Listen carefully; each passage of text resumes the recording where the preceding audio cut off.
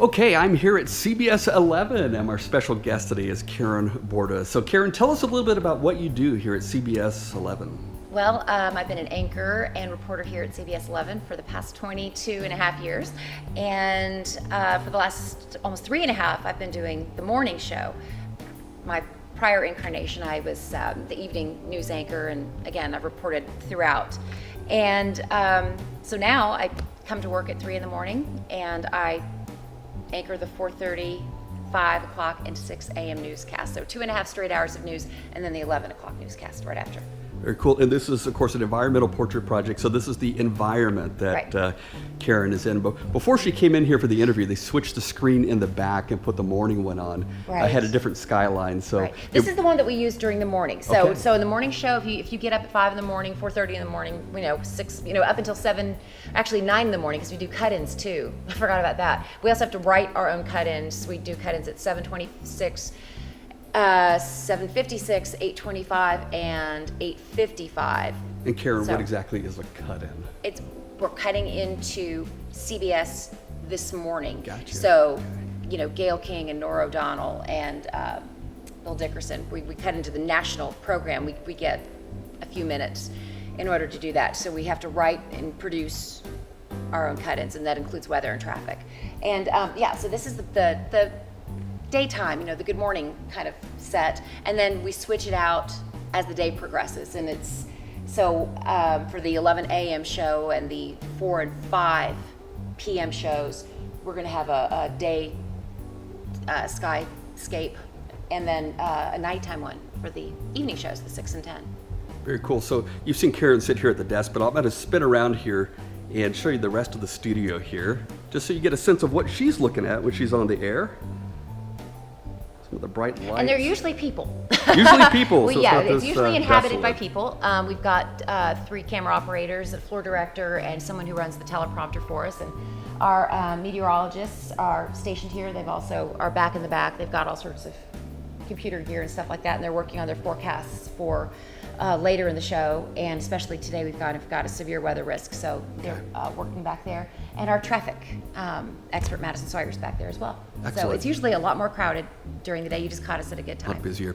Karen, would you mind giving us a brief tour of the newsroom? Can we go check out Sure. behind the scenes what's going on there? Absolutely. Yeah, want to make sure I was tethered. Sorry.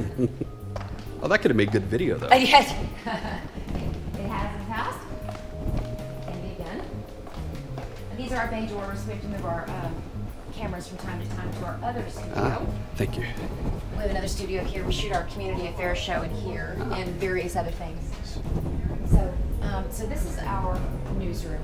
Not as densely populated right now as it will be in the next hour or so. We might already have crews out and about, kind of chasing potentially breaking news. Wendy is our 11 a.m. producer. Our 4 o'clock producer is sitting kind of on the other side. And this is our assignments desk right here. Russ McCaskey, my co-anchor, is standing up talking to Giles. He's one of our assignment editors. And they're a bank of scanners, so they're listening and always, checking for breaking news, making sure that we're not going to, miss anything. So, yesterday we had a deadly semi-accident on South Freeway, and Giles was, heard it right away at 5 a.m. and we got a crew out there, so we were able to get, one of the first on the scene, so to speak. Yeah.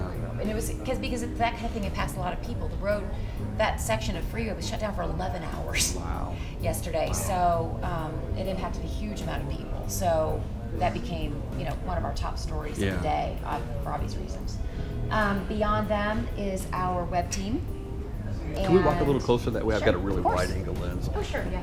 And you graduated with a journalism degree, and you are, UTA. at the anchor desk here after graduating Yes. from UTA. But there's so many other jobs that are available here in media. Right. So would you give any advice to students who are studying journalism, communication right now? Well, to me, one of the reasons I got into this business is because of my love of writing and my love of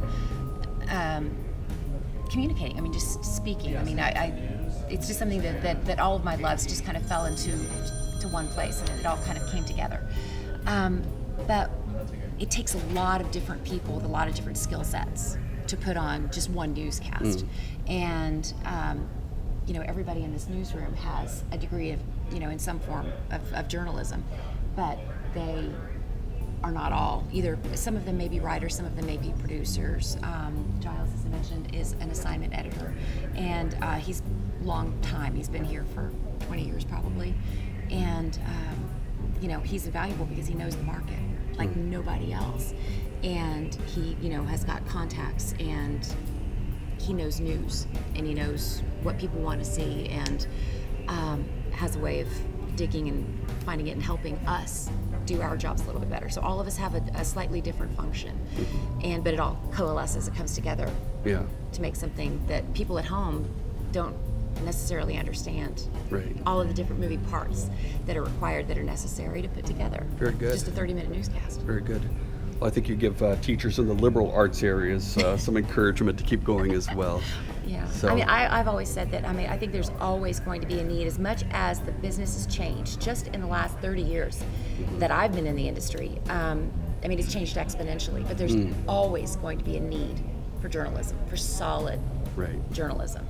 And I think that, unfortunately, in today's environment, I think that a lot of people in the mainstream media have been painted with a brush that's not necessarily accurate, and I think that's unfortunate because so many of us work so hard to maintain that, just those journalistic standards of Right. being unbiased and telling both sides of the stories. But it's just unfortunate. But we still work to my dying day.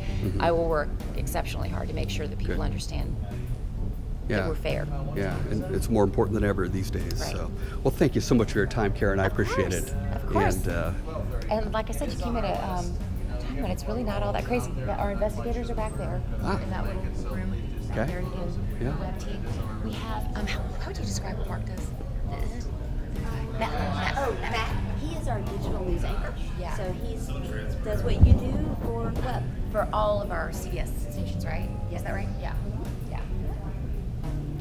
very good. Well, thank you so much again. Appreciate it. Absolutely.